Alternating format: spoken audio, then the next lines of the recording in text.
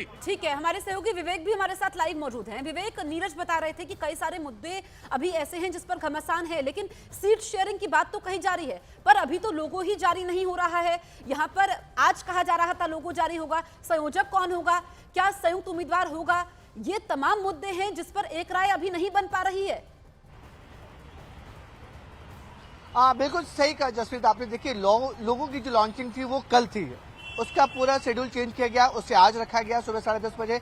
अब ये शेड्यूल भी चेंज कर दिया गया है और जो सूत्रों से जानकारी मिल रही है कि 5 लोगों इसमें डिसाइड किए गए थे और 5 लोगों में से एक लोगों आज डिसाइड होकर 10:30 बजे इसको लोगों को लॉन्च होना था। लेकिन 5 लोगों में से जो लोगो डिसाइड हुआ था उसमें दूसरी पार्टी जो बड़ी पार्टी है उनको आपत्ति थी, उनको उस लोगो में कुछ चेंजेस करवाने थे, इसलिए बताया जा रहा है कि लोगो आज लॉन्च नहीं हो पाएगा। अब फिर से जो 5 लोगो फाइनल हुए हैं उसमें बैठकर बातचीत होगी कि लोगों का कलर क्या होगा, क्या साइज होगा, क्या क्या चेंजेस होंगे, उसको फाइनलाइज किया जाएगा। यानी कि ये साफ तौर पे बता रहा है कि इंडिया अलायंस में जो 28 दल है उसमें सब कुछ अच्छा नहीं चल रहा है, all is not well India alliance में, क्योंकि लोगों का ही डिसाइड नहीं हो पा रहा है कि आगे लोगो कैसा होगा, उसका नाम क्या होगा, उसकी लॉन्चिंग क्या होगी। आप समझिए कि आज 10:30 बजे लोगो लॉन्च होना था, 11 बजे ये मीटिंग होनी थी, 2 बजे तक की मीटिंग चलनी थी, 4 घंटे की। उस मीटिंग में तय होना था कि कन्वेयर कौन होगा, कमेटी कैसे बनेगी, कौन लीड करेगा। लेकिन सूत्रों से जो जानकारी मिल रही है जसप्रीत की, आज की जो मीटिंग में है वो कन्वेयर तय नहीं होगा,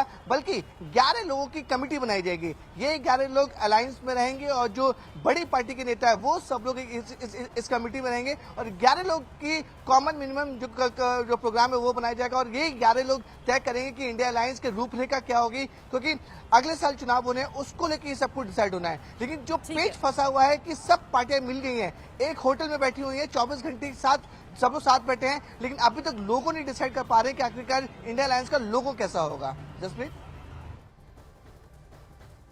लगातार जो है संशय बरकरार है कि लोगो कब जारी होगा। हालांकि अब आज संभावनाएं जो है वो कम नजर आ रही है, लेकिन मुंबई में विपक्षी दलों की बैठक आज दूसरा दिन है। पहले दिन सूत्रों के मुताबिक इंडिया की बैठक में सीट शेयरिंग का मुद्दा छाया रहा है।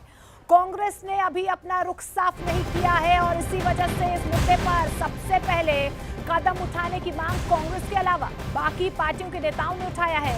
सूत्रों के मुताबिक अमूमन सभी दल चाहते हैं कि सीट शेयरिंग का मुद्दा पहले सुलझा लिया जाए, जिससे आगे की चीजें भी सुलझती हुई नजर आए। सूत्रों के मुताबिक बैठक में तृणमूल कांग्रेस की मुखिया ममता बनर्जी ने तो यहां तक कह दिया कि अगले 15 दिनों के भीतर सीट शेयरिंग की प्रक्रिया शुरू कर देनी चाहिए।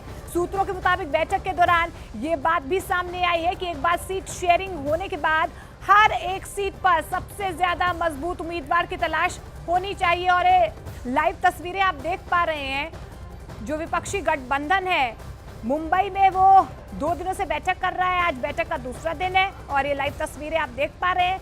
सीट बंटवारे को लेकर पेंच फंसा हुआ है। विक्रांत हमारे सहयोगी फोन लाइन के जरिए जुड़े हुए हैं। विक्रांत, क्या पेंच फंसा हुआ है? सीट शेयरिंग को लेकर अभी भी संशय बरकरार है, अड़े हुए हैं तमाम पार्टी के नेता। जो हमें जानकारी मिल रही है कल की बैठक में, एक तो पहली बात की संयोजक कौन होगा, चेयरमैन कौन होगा, इस पर एक शब्द भी नहीं बोला गया। ये बिल्कुल भी कोई चर्चा नहीं हुई है इस मामले में, तो ये बात एकदम साफ हो गई। दूसरी, जो सभी राजनीतिक दलों ने, कांग्रेस को छोड़कर बाकी तमाम राजनीतिक दलों ने साफ ये कहा कि इस समय हमें सबसे पहले सीट शेयरिंग पर चर्चा करनी चाहिए और ये फॉर्मूला निकालना चाहिए कि सीट शेयरिंग किस तरीके से होगी।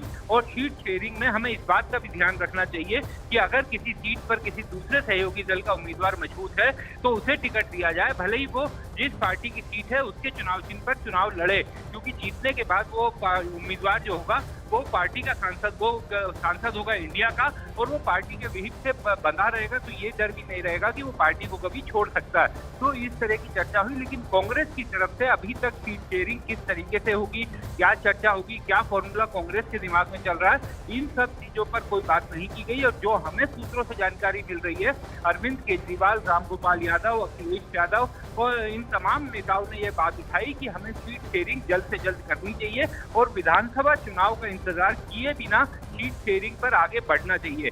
ममता बनर्जी ने तो यहाँ तक कहा कि अगले 15-20 दिनों में हमें सीट शेयरिंग का सामने रख देनी चाहिए कि क्या पूरी प्रक्रिया होगी।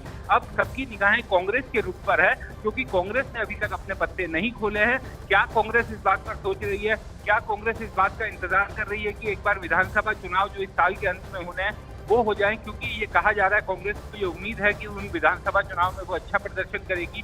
तो क्या पार्टी अपनी बार्गेनिंग पावर के मजबूत होने का इंतजार कर रही है? ये तमाम सवाल अभी सामने खड़े हुए हैं।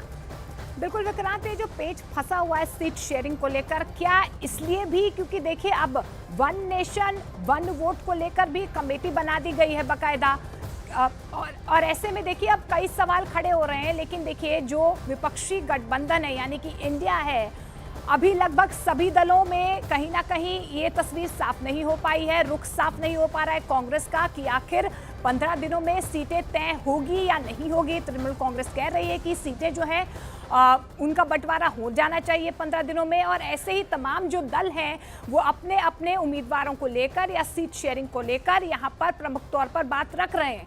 लेकिन इस बीच ये भी था कि आज लोगो जारी होना था, लेकिन उसकी भी संभावना अब कम ही नजर आ रही है।